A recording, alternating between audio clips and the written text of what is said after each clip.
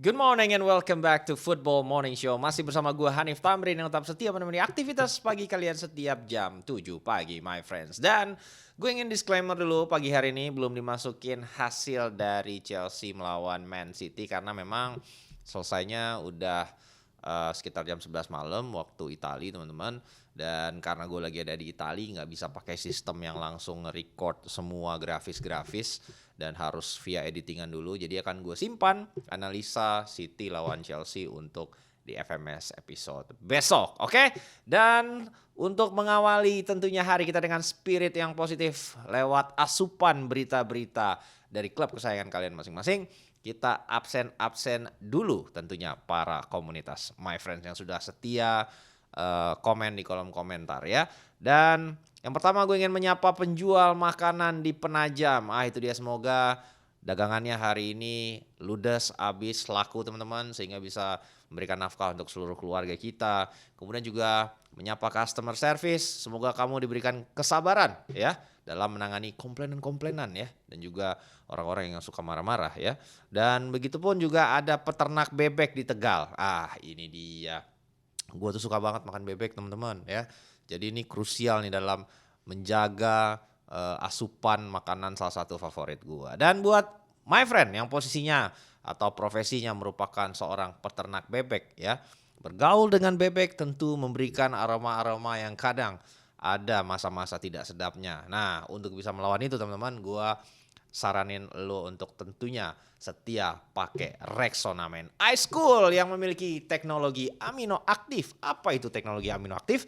Itu adalah teknologi yang mau memberikan 3 kali proteksi lebih nice dream ya, daripada kalian mendapatkan keringat ya, kemudian bau badan dan juga noda di baju kalian. Nah, teknologi amino aktif ini akan memberikan 3 kali proteksi lebih nice dream ya untuk 3 masalah itu. Jadi kalian wajib pakai Rexona Men Ice Cool, dan ini cocok buat kalian yang tentunya memiliki aktivitas fisik ya, sering berada di luar ruangan, termasuk tadi peternak bebek ya, dan juga teman-teman yang suka sekali berolahraga. Itu dia my friends, dan kita akan memulai dengan tentunya materi yang pertama, apalagi kalau bukan hasil dari Manchester United.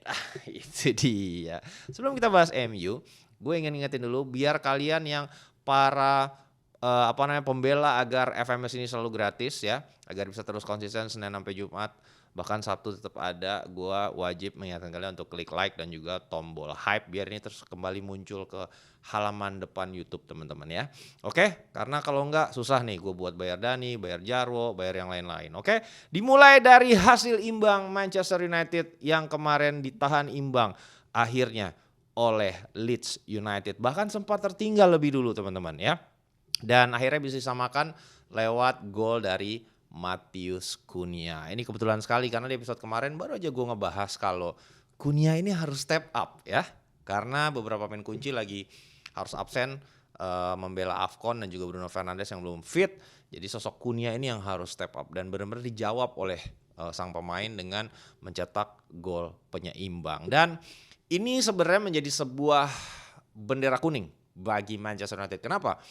Karena dengan hasil imbang ini dari 11 pertandingan terakhir, Manchester United ini hanya memetik 15 poin dari kemungkinan maksimal 33 poin. Jadi kurang dari setengahnya nih teman-teman ya. Dan ini kembali membuktikan kalau lagi-lagi United ini selalu memiliki tren kesulitan menghadapi tim-tim middle class seperti yang gue sampaikan juga di episode kemarin. Dan ini sangat-sangat terlihat sekali kalau Manchester United ini kesulitan atau struggling dalam create chances ya.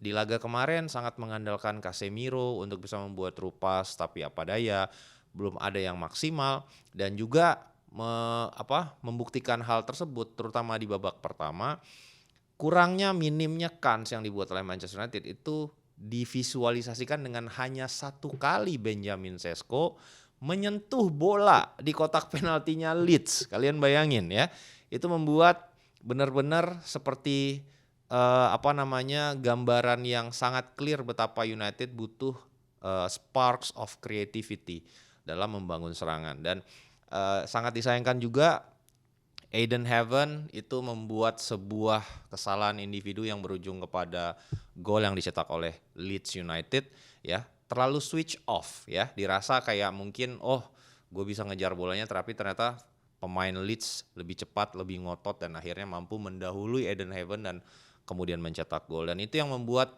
pelajaran bagi sang pemain muda ya. 2-3 pertandingan kemarin cukup konsisten, dia switch off 1 detik aja di Premier League itu bisa berbuah gol bagi lawan. Dan ini yang membuat akhirnya kemarin tensi mulai terjadi baik sebelum laga dimulai sampai setelah press conference setelah pertandingan kontra Leeds ya. Ada tensi yang jelas tergambarkan dari Ruben Amorim terkait bagaimana hubungannya dengan manajemen dari Manchester United, terutama sporting director Jason Wilcox ini mulai ada pergeseran atau pergesekan teman-teman ya.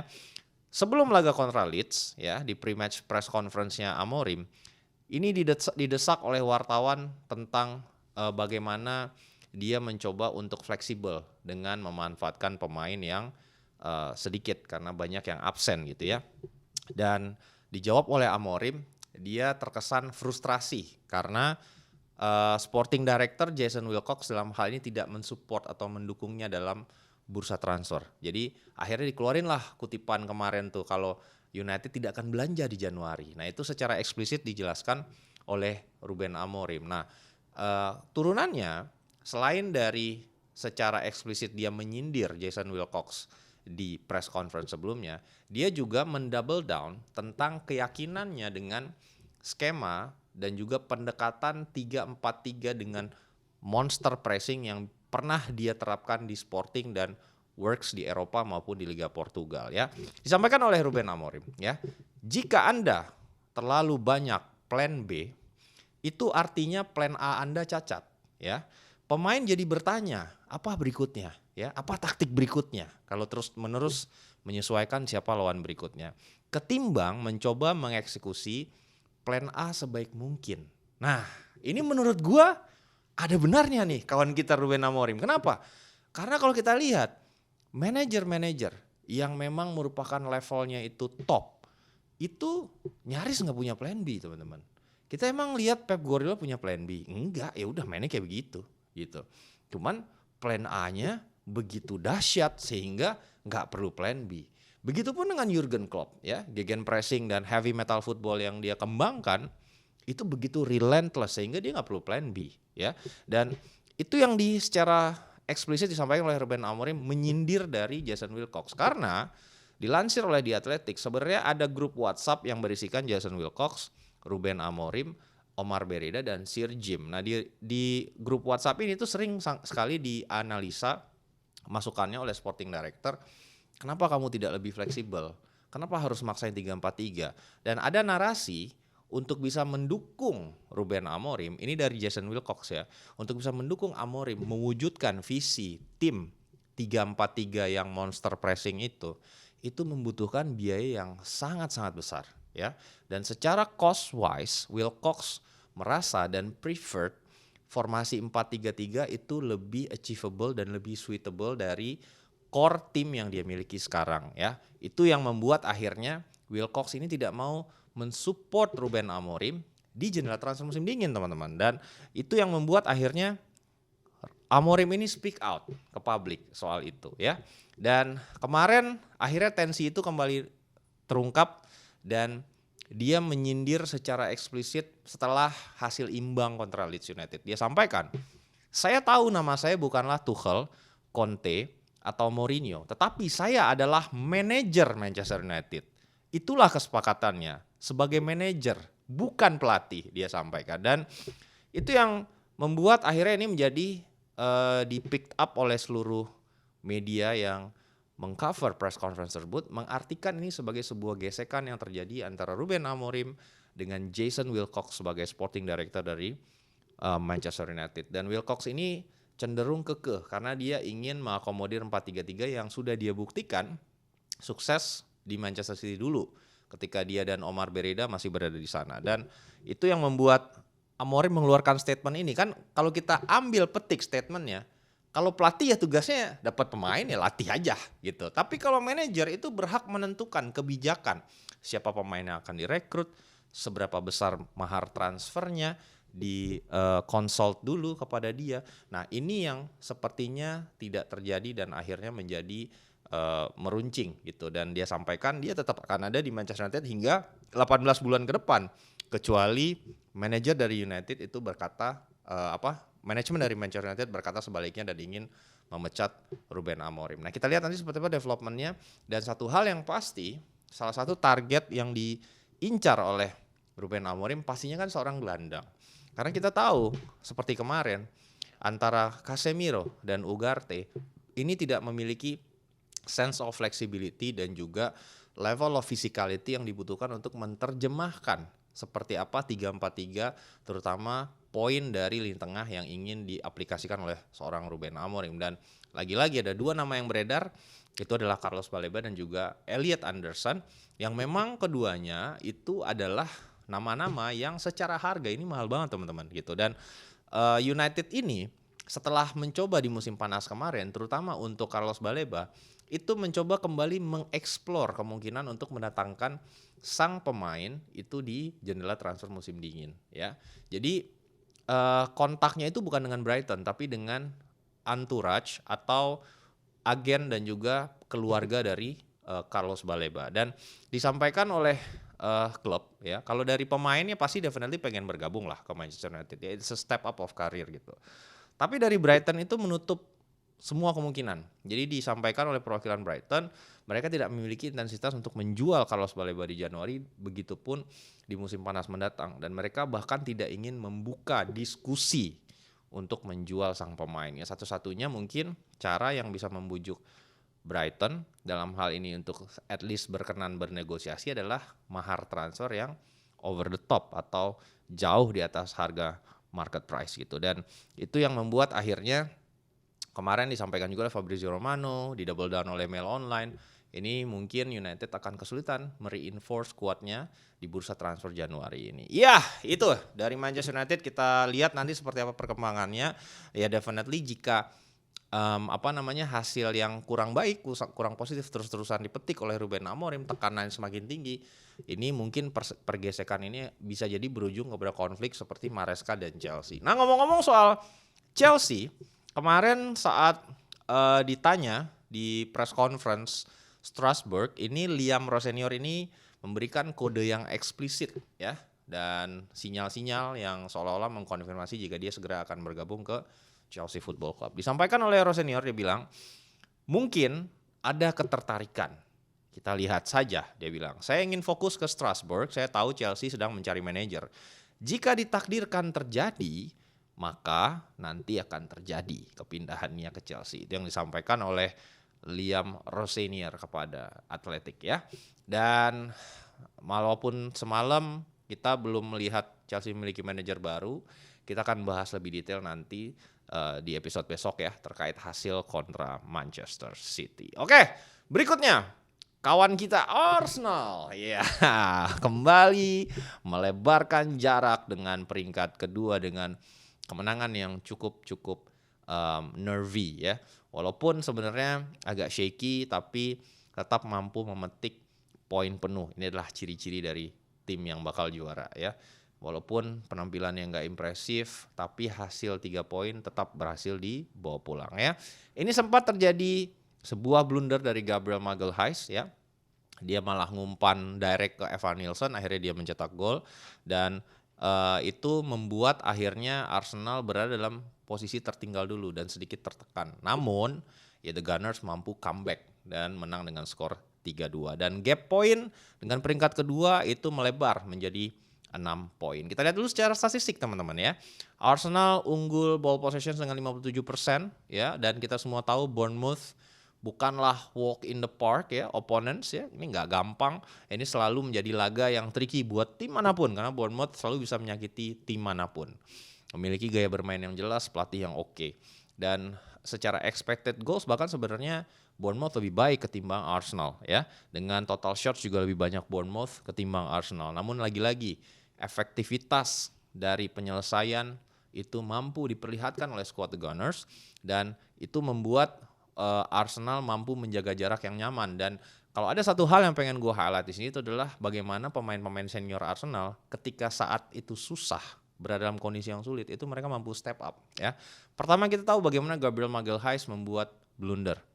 kemudian dia menjawab dengan mencetak 1 gol. Jadi dia bertanggung jawab nih, dia langsung apa yang dia perlihatkan dari level permainan setelah dia membuat kesalahan itu membuat bagaimana dia memperlihatkan diri sisi leadership-nya. Kemudian ada 2 juga pemain yang step up itu saat laga lagi susah, lagi sulit, lagi banyak pressure, tidak bisa mengejar skor, itu adalah Odegaard dan juga Declan Rice yang tampil sangat-sangat bagus di laga ini. Ya, secara khusus gue ingin meng-highlight bagaimana penampilan Declan Rice yang sangat-sangat luar biasa kontra Bournemouth. Sebenarnya dia sempat diragukan untuk bisa tampil dari sisi level of fitness atau kebugaran ya menjelang laga ini berlangsung, dan akhirnya dia mampu bermain dan mampu menampilkan penampilan level man of the match ya. Kita lihat bagaimana pergerakannya di grafis ini, almost carry the entire team ya, dengan jumlah passing segitu banyak, progressive passingnya juga oke, dia carries bola ke depannya juga nice dream gitu kan.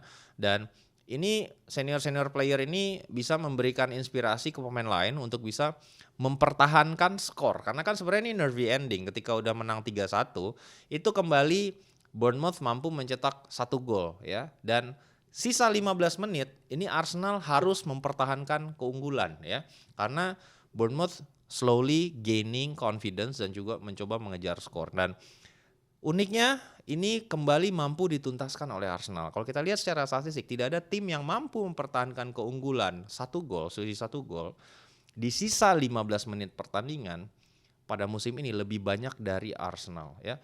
Udah 8 kali ya Arsenal ini unggul selisih 1 gol memasuki 15 menit terakhir dan mampu mempertahankannya. Ini kan salah satu kelihatan lah bentuk dari step up dari sisi mental ya, level of mentality yang benar-benar berubah. Kalau zaman dulu ya Arteta musim 1, musim 2, musim 3 ya mungkin ini bisa akhirnya kebobolan dan kehilangan poin gitu. Tapi kita lihat bagaimana level of maturity dan juga step up dari sisi mental yang membuat akhirnya Arsenal berbeda sekali di musim ini. Dan itu juga di-highlight oleh Mikel Arteta. Arteta menyampaikan setelah pertandingan, hari ini para pemain menunjukkan langkah berikutnya dari sisi karakter ya. Penampilan yang ditunjukkan oleh Gabriel Magalhaes setelah membuat kesalahan dan reaksinya setelah itu sungguh luar biasa. Begitu pula dengan seorang Declan Rice. Itu yang disampaikan oleh Arteta setelah mampu mempertahankan keunggulan dan membawa poin 3 pulang ke rumah. Oke, dan dari Arsenal kita maju dulu ke tim gua yang ya ampun ini kayaknya berat banget gue nontonnya ya. Walaupun udah ganti skema, Juventus ya gitu-gitu aja ya. Ya, ini kemarin hanya mampu imbang 1-1 melawan Lecce. Lawan Lecce ya. Ini Lecce loh ya. Bukan Real Madrid teman-teman ya. Spalletti akhirnya merubah formasi. Kalau ada takeaways-nya itu adalah merubah formasi dari warisannya Thiago Motta maupun Igor Tudor ya, 3-4-3, 3-4-2-1. Akhirnya kontra Lecce kemarin merubah skema atau pendekatan yang sangat familiar dengan seorang Spalletti. Itu adalah formasi 4-2-3-1 yang memang dia terapkan di Roma, dia terapkan di Napoli, yang membuat akhirnya mampu meraih gelar juara bersama Napoli. Dan meskipun sudah merubah formasi, tapi penampilan Juventus ini tidak kunjung meyakinkan teman-teman ya. Melawan Lecce aja bisa hanya meraih 1 poin, dan ada satu event atau satu kejadian di mana yang memercik sebuah bulian online kepada Jonathan David itu ketika Juventus tuh mendapatkan hadiah penalti dan dia malah mencoba mengeksekusi dengan style Panenka dan gagal ya. Akhirnya dia dibully oleh banyak sekali jurnalis dari Itali, pengamat bola, Arrigo Sacchi bahkan yang bilang aduh Juve harus cari striker lain lah gitu. Sampai ngomong kayak gitu teman-teman. Yang definitely itu akan berimbas terhadap rasa percaya diri sang pemain ya. Secara khusus Spalletti menyampaikan, malam ini kami bermain dengan formasi 4-2-3-1. Saya pikir wartawan akan senang tetapi malah sedih, dia bilang. Jika Juventus memainkan banyak laga dengan penampilan seperti ini, dalam jangka panjang kami akan mendapatkan hasil yang pantas kami dapatkan. Ya, secara peluang, memang Juventus membuat beberapa peluang ya. Ada yang ditepis, ada yang kena tiang gitu ya. Namun itu yang menjadi penentu ya, level of decisiveness dan juga bagaimana lebih kejam ya dalam menuntaskan peluang. Itu yang benar-benar tidak terlihat ya. Dan secara khusus Spalletti memuji penampilan Weston McKennie yang pada malam pertandingan melawan Lecce itu dikonversi menjadi pemain nomor 10 atau attacking midfield dan dia menjalankan tugasnya cukup baik ya. Namun sayangnya berbeda dari pendapat Spalletti yang sangat mengandalkan seorang Weston McKennie. Manajemen Juventus justru berencana menjual sang pemain karena kan kontraknya udah mau habis.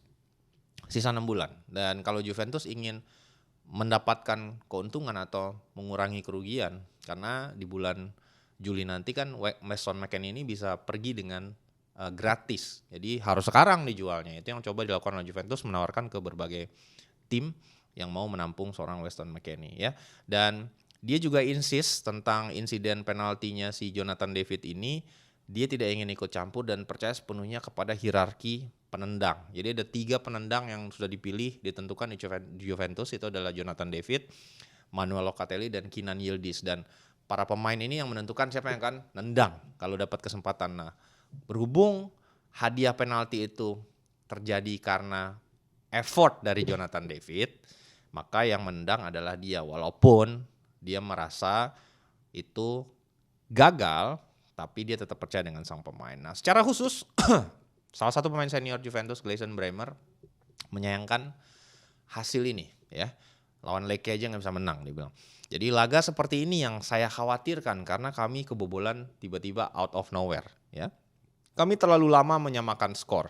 Kami menciptakan banyak peluang tetapi tidak bisa menuntaskannya. Itu yang disampaikan oleh Bremer untuk bisa menghibau rekan-rekan timnya untuk bisa akhirnya bounce back. Nah, ini yang gue bilang, banyak yang nanya, "Bang, gimana peluang Juventus Scudetto?" Udah gak usah ngomong Scudetto deh ya. Kalau mainnya kayak gini ya berat untuk bisa bersaing sama Napoli, Inter, Milan ya, berat ya. Kalau gue nonton Milan jauh lebih meyakinkan secara permainan ketimbang Juventus. Oke? Dan sekarang dari situ kita sekarang terbang ke Como. Tim yang kita tonton kemarin, gila, experience VIP-nya teman-teman, nice dream.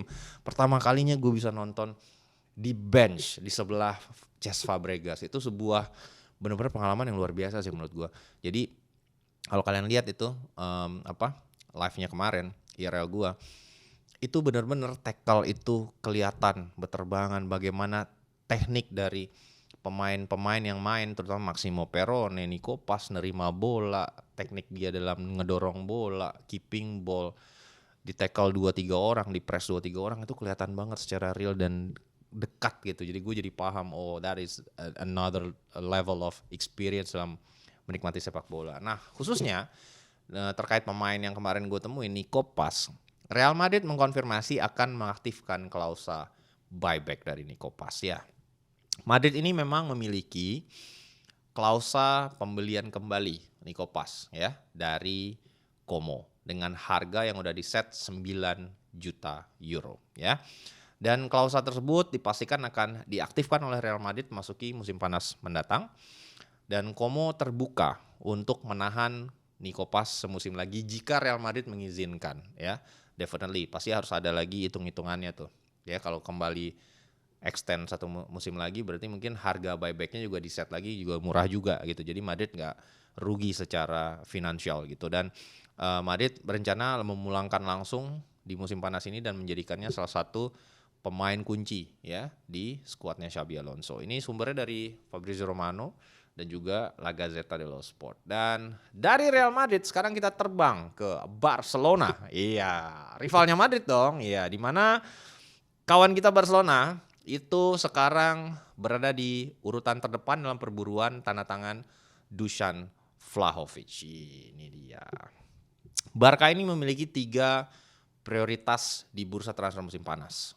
Posisi yang harus diimprove ya memasuki musim panas mendatang. Itu adalah yang pertama, back tengah teman-teman. Kita semua tahu bagaimana permasalahannya Ronald Araujo dan Inigo Martinez juga dilepas di musim panas kemarin. Jadi ini tipis sekali opsi di posisi back tengah. Begitupun Andreas Christensen yang sepertinya juga akan dilepas karena cedera dan masalah lainnya gitu. Jadi tipis sekali nih kedalaman di sini dan Barcelona ingin mencari the next partner dari Pau Cubarsí yang mungkin bisa jangka panjang dan pasti ini costly banget, itu nomor 1. Nomor 2, mereka juga tengah mencari sayap kiri karena kemungkinan Marcus Rashford ini tidak dipermanenkan atau dipulangin nih ke Manchester United. Jadi definitely harus ada kedalaman juga di sisi. Jadi udah ada 2 nih posisi yang cukup mahal nih secara harga di market. Baru terakhir itu striker karena kontrak dari Lewandowski kan habis musim panas dan Barcelona tidak berencana memperpanjang karena usianya udah 37 ya. Dan kalau kita melihat agak susah dan berat untuk Barcelona bisa mendatangkan, mengupgrade 3 posisi itu di satu jendela sekaligus dengan tentunya kombinasi transfer yang mahal-mahal semua. Pasti harus ada salah satu yang murah dan salah satu yang murah itu ya masuk kategori Dusan Vlahovic karena Barcelona tidak perlu membayar mahar transfer karena dia tersedia secara gratis karena kontraknya sudah habis. Nah, dari kubu Barcelona itu sudah bernegosiasi dengan agen dari Dusan Vlahovic karena memang per 1 Januari kemarin Vlahovic itu bebas bernegosiasi dengan tim di luar Italia.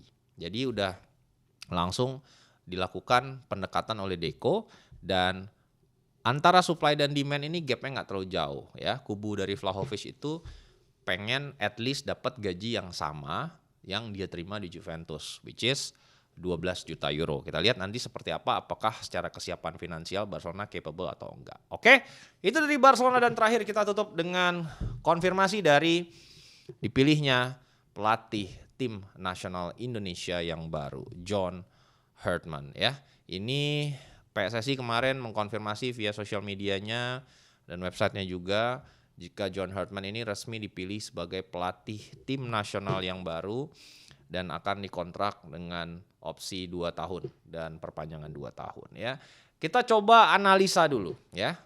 Ini yang menjadi berita positif buat gua. Kenapa? Karena satu, ini mengakhiri ketidakpastian atau uncertainties. Karena kan seperti kita ketahui jendela FIFA, kalender FIFA di bulan Desember kemarin kita tuh nggak manfaatin gitu dengan alasan persiapan SEA Games atau segala macam. Tapi salah satu faktornya kan karena memang pelatihnya tuh nggak ada teman-teman ya. Dengan ditunjuknya secara konfirmasi John Herdman sebagai pelatih kepala yang baru di timnas ya definitely kita bisa memanfaatkan jendela transfer FIFA berikutnya, window FIFA matchday berikutnya untuk meng-close gap posisi kita di ranking FIFA ya secara strategis untuk bisa menaikkan posisi kita dan akhirnya bisa nyari lawan-lawan yang juga lebih oke gitu secara pengalaman teman-teman.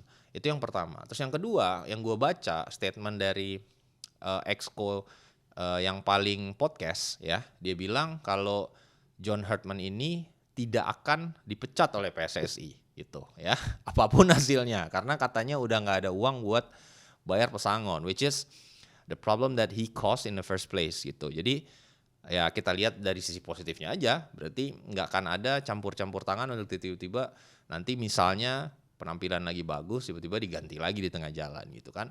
Jadi itu 2 hal positif dulu yang mau kita highlight. Nah, coba kita analisa pro dan kontra dari sisi penunjukan John Herdman sebagai sosok dari suksesor Patrick Kluivert. Yang pertama, apapun itu, John Herdman ini adalah sosok yang berpengalaman dalam memegang timnas dan meloloskan ke Piala Dunia ya. Dia mampu membawa Kanada lolos ke Piala Dunia 2022 dan masuk ranking 30 besar FIFA. Jadi itu adalah sebuah pencapaian yang harus di-acknowledge ya. Terutama jika negara yang dibawa itu adalah negara yang unknown teman-teman atau nggak masuk dalam peta tim-tim yang adidaya. Berarti dia memegang sebuah tim yang secara struktur, sistem itu nggak ideal seperti negara-negara yang sudah maju, tapi mampu meloloskannya ya. Berarti ada aspek tactical, ada aspek pembinaan yang secara involvement dia juga harus masuk ke situ dan mampu mendeliver hasil, kurang lebih seperti itu. Yang kedua, dia lolos kualifikasi zona CONCACAF di atas Meksiko dan Amerika Serikat. Nah, kita tahu Meksiko ini kan adalah salah satu negara yang selalu langganan Piala Dunia ya. Bahkan mereka sering lolos ke babak knockout. Jadi nggak cuma di group phase aja dan selalu jadi pedigree untuk di zona CONCACAF. Sebaliknya Amerika ini kan sedang memiliki golden generation di mana banyak sekali pemain-pemain kelahiran Amerika Serikat yang akhirnya mampu menembus liga-liga top Eropa ya. Dan itu membuat secara di atas kertas Kanada bisa finish di atas mereka untuk kualifikasi Piala Dunia itu kan sebuah pencapaian yang itu harus angkat topi gitu. Dan seperti yang gue sampaikan tadi, dia nggak hanya fokus melatih, tetapi juga paham desain sistemik sepak bola dari usia muda hingga level elit gitu. Itu dibuktikan dengan mengeluarkan blueprint whole of football saat dia menjadi pelatih dari New Zealand gitu. Nah ini membuktikan jika dia punya kerangka berpikir, karena memang John Herdman ini bukanlah ex pemain, tapi dia seorang konseptor gitu. Dia belajar memang untuk menjadi seorang pelatih dari berbagai macam university maupun juga work experience, bahkan sampai ke Brazil ya. Dan dia itu mengutamakan pemain yang dia miliki at his disposal, baru dia menentukan strategi ya. Jadi bukan tipe pelatih yang gue mau mainnya begini, pemain yang ngikutin walaupun mungkin gak suitable. Justru dia mencari dulu siapa aja pemain yang tersedia di disposalnya dia, baru akhirnya dia menentukan strategi. Jadi ini cukup adaptif dan dia sangat familiar dengan skema 3-4-3 ya, membangun dari formasi 3 back, dan itu adalah pendekatan yang memang sudah cukup familiar dengan timnas kita saat meraih hasil-hasil yang penting. Dan untuk dari sisi cons-nya, cuma hanya satu catatan kaki yang mungkin kita semua bisa temukan bersama-sama, itu adalah ketika insiden terkait skandal memata-matai lawan via drone saat Kanada berpartisipasi di Olimpiade Paris 2024 yang berujung kepada teguran resmi ya kepada Federasi Kanada. Nah, kurang lebih seperti itu yang bisa kita bahas terkait John Herdman. Apapun itu kita harap sang pelatih bisa bertugas dengan baik dan memberikan tentunya hasil yang kita inginkan bersama untuk secara fondasi kita bisa tampil bagus, tampil excel di Piala Asia, dan eventually kita bisa lolos di Piala Dunia 2030. Ya itu dia my friend, harapan bersama semoga timnas semakin membaik, dan pastinya hari Rabu gue akan kembali bertemu dengan Bang J dan meminta tanggapan dia soal ini. Oke, itu dia my friends, dan gue sekali lagi ingetin jangan lupa untuk diklik hype ya, dan juga likes-nya biar ini kembali muncul di beranda nih. Udah berapa episode nggak muncul, tolong supportnya, apalagi buat yang rusuh di kolom komentar, bang selalu duluin FMS bang, utamain FMS nggak usah IRL, tapi lu nggak kontribusi, lu udah main ini gratis nontonnya berkat Rexona, masa nge-like sama hype dan komen aja kalian nggak mau support. Oke, segitu dulu my friend, and as always have a lovely day.